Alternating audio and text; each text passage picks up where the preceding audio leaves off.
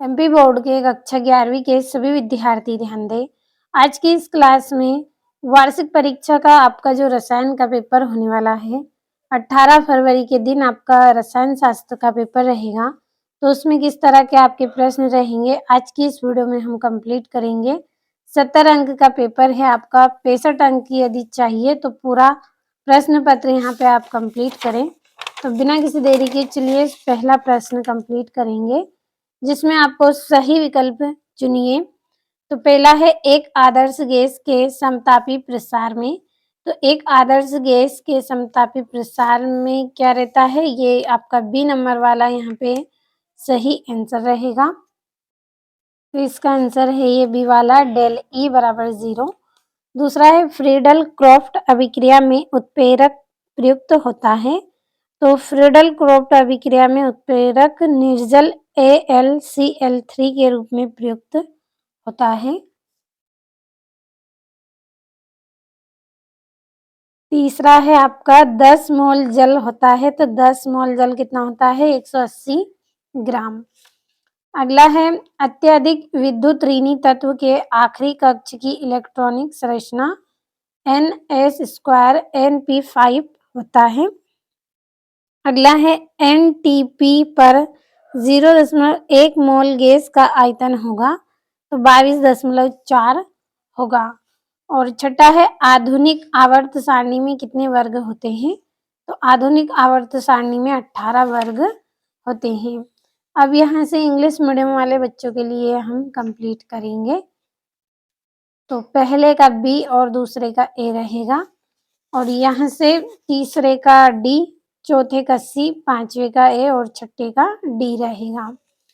अब यहाँ पे आपका अगला जो प्रश्न है उसमें रिक्त स्थानों की पूर्ति कीजिए। पहला है तत्वों के रासायनिक गुण उनके रेडियस पर निर्भर करते हैं। किस पर निर्भर करते हैं, परमाणु संख्या पर निर्भर करते हैं। दूसरा है डी ब्लॉक के तत्व रेडियस कहलाते हैं। तो डी ब्लॉक के तत्व संक्रमण कहलाते हैं। तीसरा है दहन ऊष्मा का मान सदैव रेडियस होता है। तो दहन ऊष्मा का मान सदैव ऋणात्मक होता है। चौथा है प्रक्रम जो तापरोधी होता है रेडियस कहलाता है, तो रोधूष्म कहलाता है। पांचवा है यौगिक में तत्वों का रेडियस अनुपात मूल अनुपाती सूत्र कहलाता है, तो सरलतम मूल अनुपाती सूत्र कहलाता है। अगला है पेपर क्रोमेटोग्राफी रेडियस नियम पर आधारित है। तो ये वितरण नियम पर आधारित है।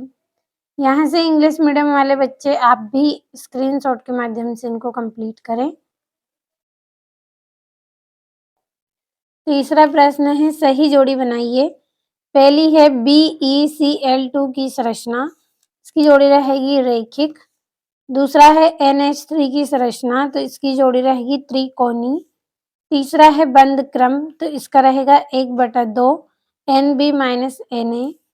और चौथी जोड़ी है भार, तो भार का रहेगा न्यूटन। और पांचवा है गुणित अनुपात का नियम, तो इसका रहेगा लेओजीयर। तो ये हो गई है जोड़ियां आपकी। और अगला प्रश्न है आपका, जिसमें एक वाक्य में उत्तर लिखिए। तो पहला है न्यूक्लियोफाइल की प्रकृति बताइए। तो न्यूक्लियोफाइल की प्रकृति ऋण आवेशित होती है। दूसरा है शुद्ध जल में हाइड्रोजन आयन की सांद्रता का मान कितना होता है, 1.10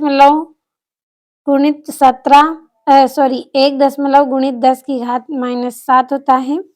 और सोडियम क्लोराइड में किस प्रकार का बंध पाया जाता है, तो इसमें आयनिक बंध पाया जाता है। और BF3 अणु का द्विध्रुव आघूर्ण होता है, तो 0 होता है। और एल्किल हैलाइड व सोडियम से एल्केन बनाने के लिए प्रयुक्त अभिक्रिया का नाम लिखिए। तो ऊर्जा अभिक्रिया होती है। और यहाँ से इंग्लिश मीडियम वाले बच्चे आप भी इनको कंप्लीट कर ले अच्छे से। अब बढ़ते हैं अगले प्रश्न की ओर। तो अगला प्रश्न है आपका सत्य तो कंप्लीट कर दिए हैं।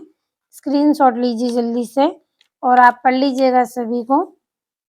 अब बढ़ते हैं अगले प्रश्न की ओर। तो यहाँ से छठा प्रश्न है एवोगैड्रो नियम क्या है। और सातवां है गे लुसाक का गैस आयतन संबंधी नियम लिखिए। और अफबाऊ का नियम आपको समझाना है। तो पूरे ऐसे प्रश्न नहीं बता रही हूँ आपको जो एग्जाम में पूछे जाते हैं। भरोसा रखें, कंप्लीट अच्छे से करें। अगला है आपका पी ब्लॉक तत्व किसे कहते हैं, इनके मुख्य लक्षण लिखिए।